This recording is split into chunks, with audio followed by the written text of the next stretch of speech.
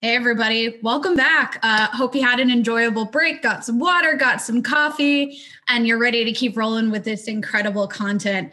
I myself am super excited for this next presentation with two incredible leaders.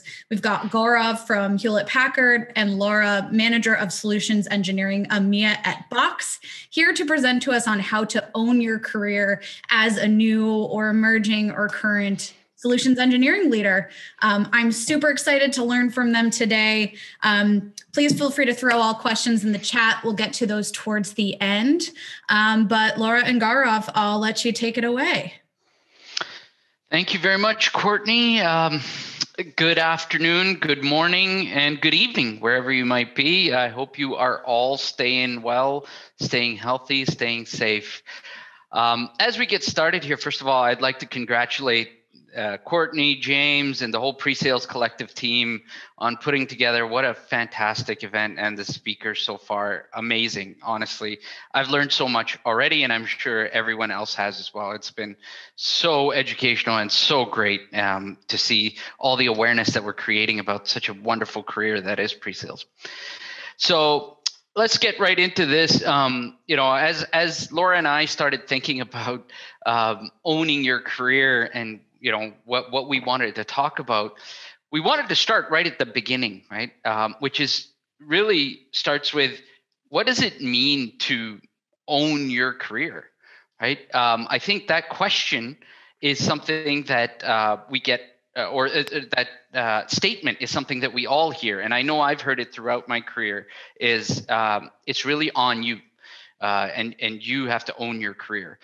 And then, I was talking to James as we prepared for this, and then we see different posts, conflicting posts on LinkedIn, where sometimes it's mentioned that, oh, well, it's your manager that owns your career for you, and, he'll help you, guide you. And so there's conflicting messaging out there about who really owns your career. Is it you? Is it your manager? Is it someone else who's sponsoring you?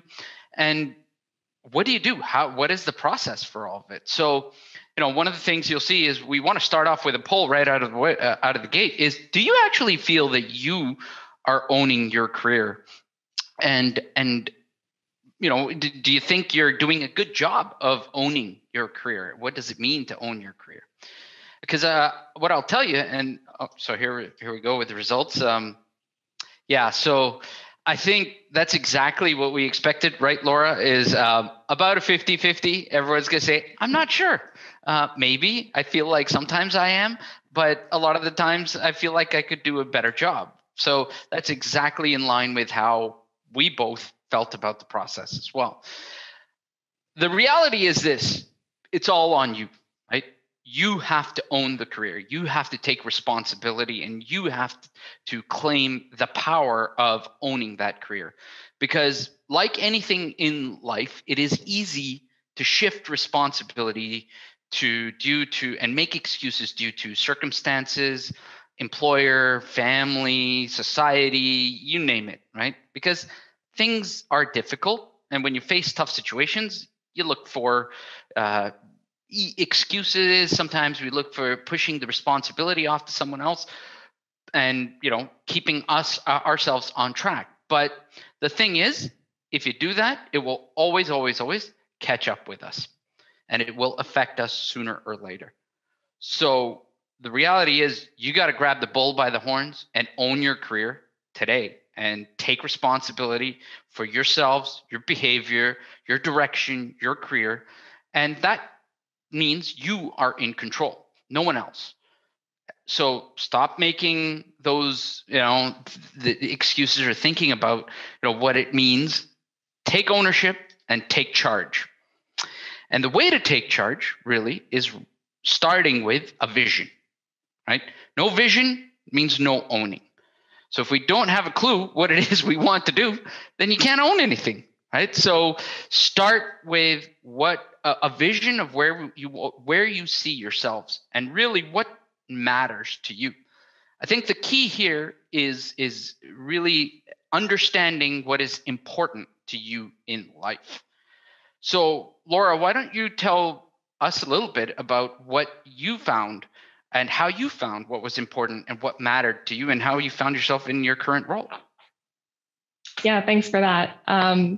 As the slide had up earlier, when we were talking about this leading into this session, we kind of figured out that when we think about owning our career, we're breaking it down into a few different key areas. The first one being, coming up with a vision or identifying what it is that you actually want. And I think this is really key and often where people get stuck or have a hard time figuring out where even to get started.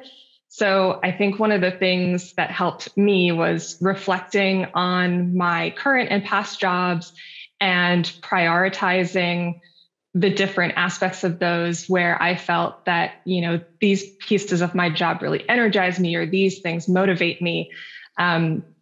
And not just within my career or, the typical job sense of those questions, but also expanding that to my life as well, because no one's working in a vacuum and everyone has life priorities in addition to work priorities.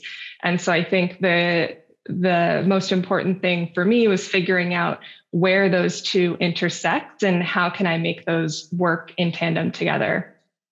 There was a couple of years ago where I was feeling stuck in my role in San Francisco at Box, and in doing these reflection exercises, I came to the realization that it wasn't actually my job that was an issue. It was more my environment in the city itself. I had been living there for 6 years and was just feeling a little bit stagnant. Whereas in my past roles or past life, I had been really energized by travel and living abroad and working abroad. And so the next step for me after identifying that, okay, these are priorities for me, this is something that's important to me, was brainstorming in terms of what are different ways that I can incorporate more travel or more living abroad into my life and my career, and running through a bunch of different possibilities. Is taking on a job that involves more travel the ideal? Do I leave the tech industry and shift into the travel industry? Is there a way to keep my current job, but do it in a different country? And today I'm still working at Fox, but now living in London instead of San Francisco. So obviously I opted for that last one as my brainstorming win there. But I do think that it's really important to think about all of the different ways that you can bring your different priorities or what's important to you into your life and into your job, and not get stuck on one particular idea, or the first idea being your only idea.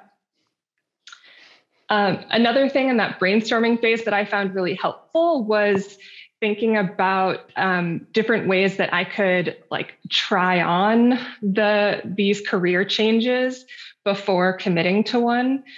So what I've also heard referred to as not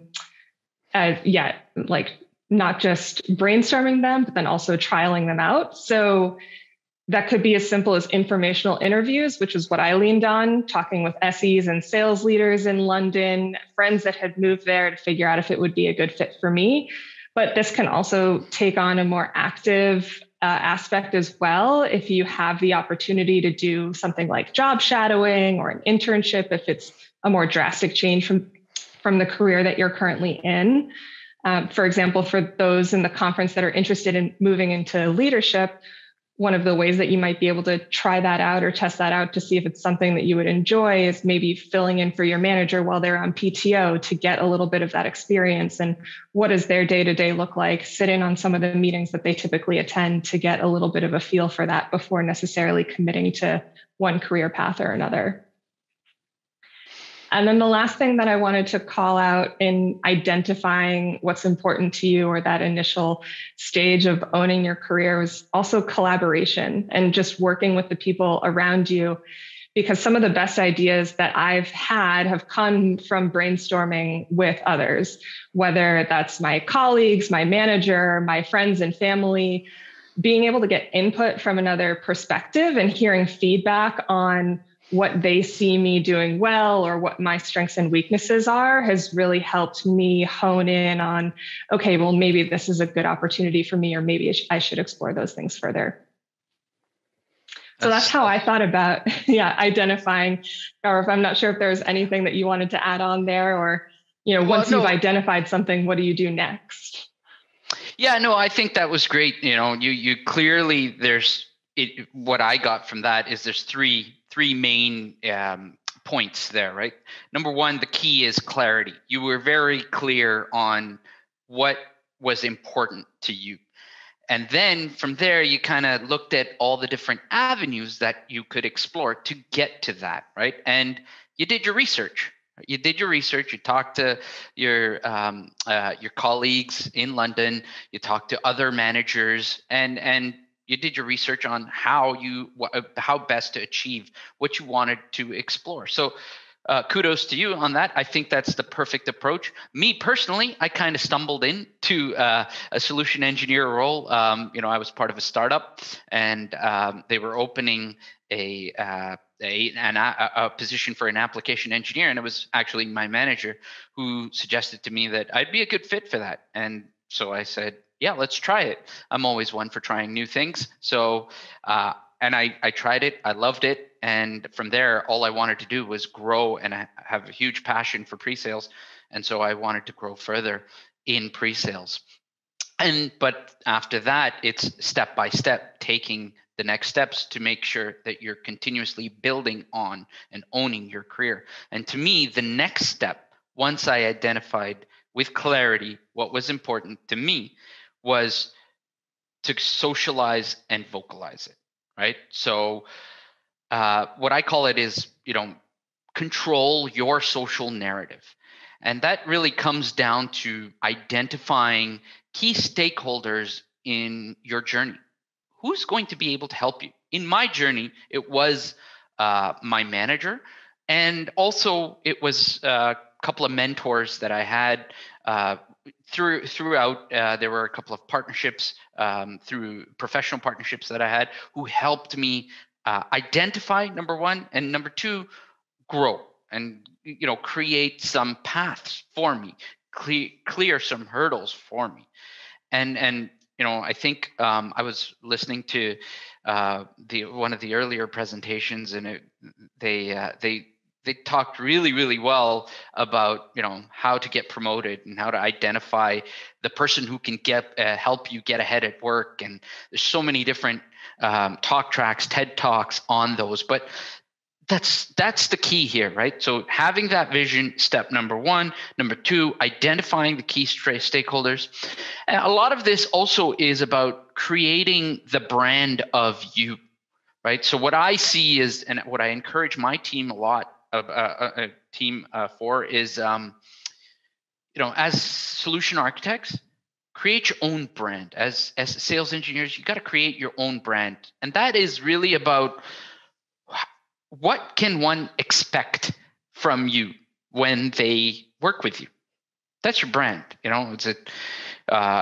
know that you will deliver on time and you'll go above and beyond for your customer. You're great at presentations, or you're great at solution architecture. Whatever is you're fun-loving, you're outgoing, you love, taking your customers out for lunch, or you're not, you're introverted, whatever suits your personality. But create your brand, and then identify those stakeholders who are going to help you, and make it clear, right? Make it very, very clear to those stakeholders on what it is that you want to do. Don't take no for an answer. No one is here everyone gets busy. No one is going to be able to tell you, oh yeah, don't worry, I'll take care of it for you. You are the one who has to take that ownership. Make it clear what you want and chase after it. Do it respectfully, but also do it boldly and confidently. Don't be shy about anything. Don't be shy about your accomplishments and why you feel you can do this. This is your time. You got to own it. Don't be shy about your accomplishments. Be yourself. Be authentic. And if you want something, go after it, and tell those stakeholders, ask them how they can help you take that next step. So from your lens, Laura, is there something that you did in that respect that helped you, and some of the identifying some of the key stakeholders who could help you through your journey? Yeah, definitely. I think along the way, there have been a few different stakeholders, especially when I think about my path into leadership. I recently moved into a people leadership role just 2 months ago, so still very new to it. But I think first, what was important for me was figuring out, before I even decided on champions, the first thing that I needed to figure out was what the best path to leadership was for me. Because with any career objective or career goal that we set for ourselves, there's likely several different paths that you can take to get there. So identifying which one makes the most sense for you, I think is important first. So when I identified people leadership as the ideal next step for me, there weren't any leadership roles available in the SE org at Box. So I knew I was getting hit up on LinkedIn by different recruiters. I could have left the company to try my hand at leadership at a different company. But looking back at step one and some of my priorities, I decided that there were too many other things that I really liked and appreciated about Box that kept me there. So things like their focus on diversity and inclusion, among a million other things. So ultimately, the path that I opted for was to stay at my current company until a leadership role opened up. So that meant that those champions or those sponsors that were going to help me get to that leadership goal were likely within my organization. So I had that conversation with my manager, with my director. When I moved from San Francisco to London, I had those conversations again with my new manager, my new director, and just like you said, being really clear about my intentions that, hey, I have my eye on leadership and working with them to figure out some milestones or things that I could do to work towards that in the interim while there weren't any leadership roles available. So when we talked through different options, this was brought up on a previous session, leadership isn't just in a people leader title. There are lots of other ways that you can show leadership in your organization. So taking on things like mentoring and onboarding new hires or presenting at various conferences, both internal and external. I worked on a learning and development track that we had at the company that was all focused on leadership, learning and development. In working with my manager, we set up a bunch of different activities that I could work on. And all of these things gave me access to leadership experiences without the formal title.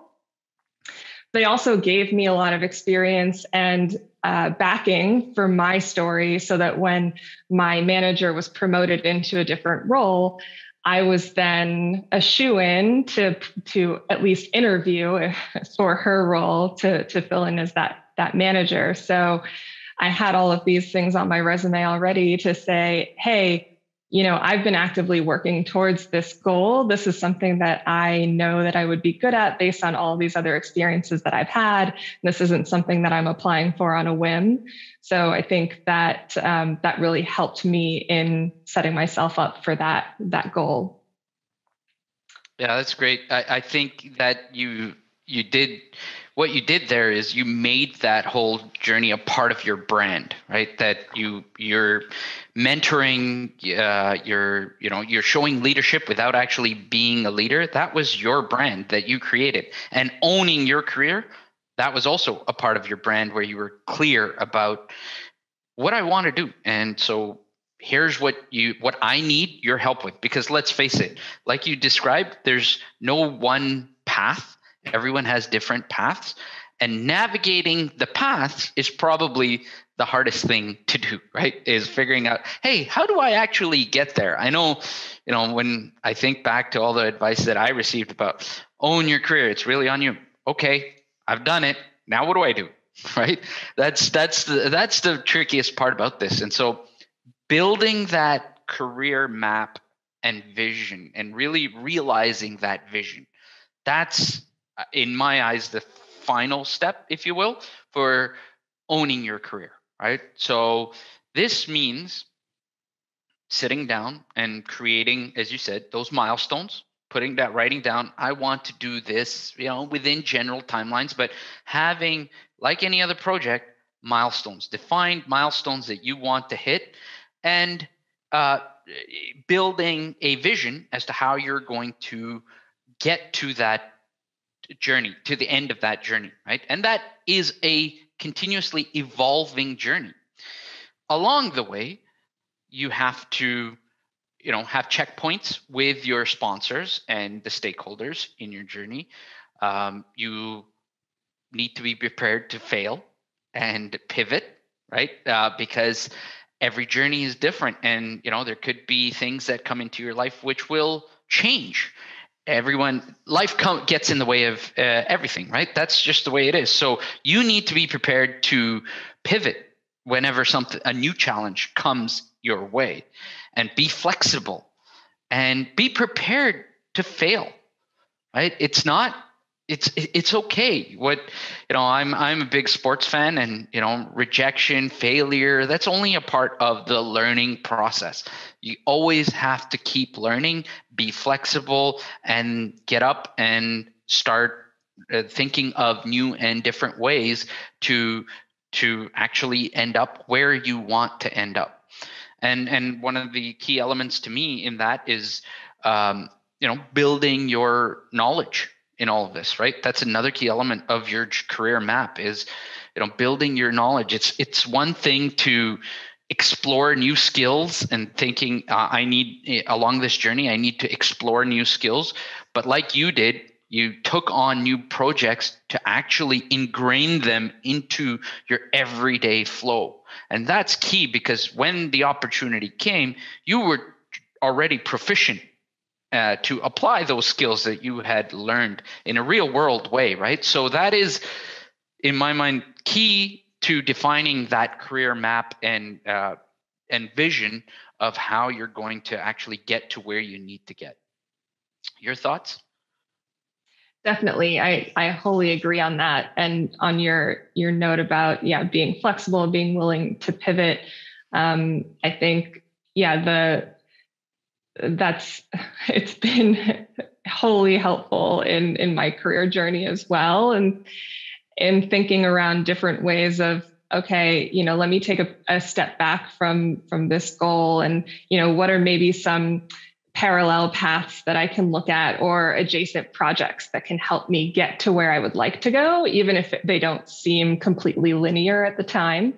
But just framing those extra projects that we've been talking about in terms of, how can I market this, or how can I spin this so that it's helping me build a skill set that will get me where I'd like to go.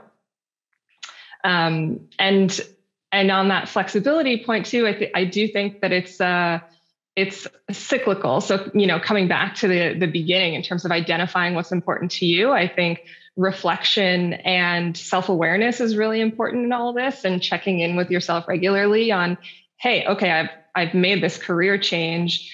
Is this still where I want to be? Is this making me happy? And being able to, be flexible or pivot if something's not clicking, and finding another path. Because for me, it's always been more about what the next step is, or what do I want to do next, rather than getting stuck on the big picture of what am I doing with the rest of my life. I think when we think about it in those terms, it can often be really overwhelming and daunting. And so breaking it down into, no, what's the next step for me, or what's the next goal, or the next thing that I want to achieve. So true. You make a really good point there about checking in at every stage, at every milestone. Is this really what's important to me, right? We so often forget that in the day-to-day rush that we all go through. Does this matter to me? Is this really what I set out to do?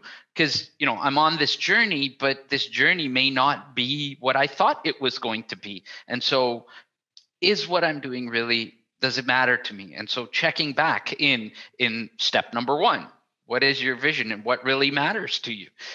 So key to do that at every step of the way, right? Because at the end of the day, that's what you set out for, is what's important to me, right? So I think, when we talk about some of the influences, is there something that, I think we talked a little bit about the books that were heavily influential in some of our thought process around owning your career and building a leadership career. I know for me, it was Lead from the Heart.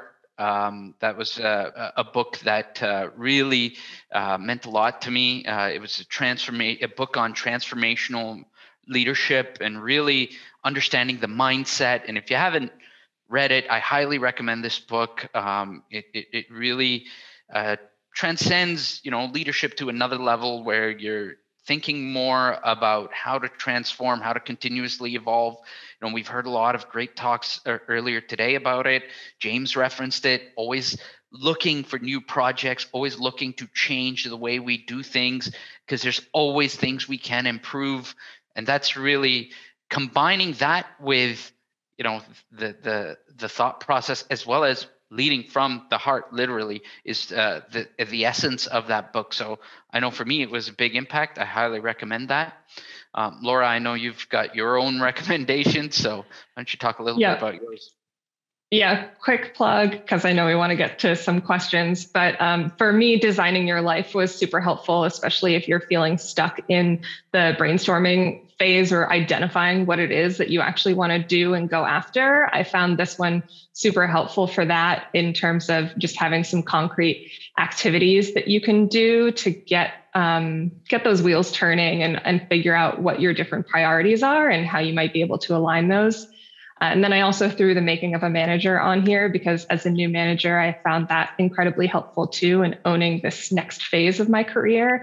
It's got some really solid tactical advice in there for new managers. So I have taken a lot of great anecdotes out of that one too.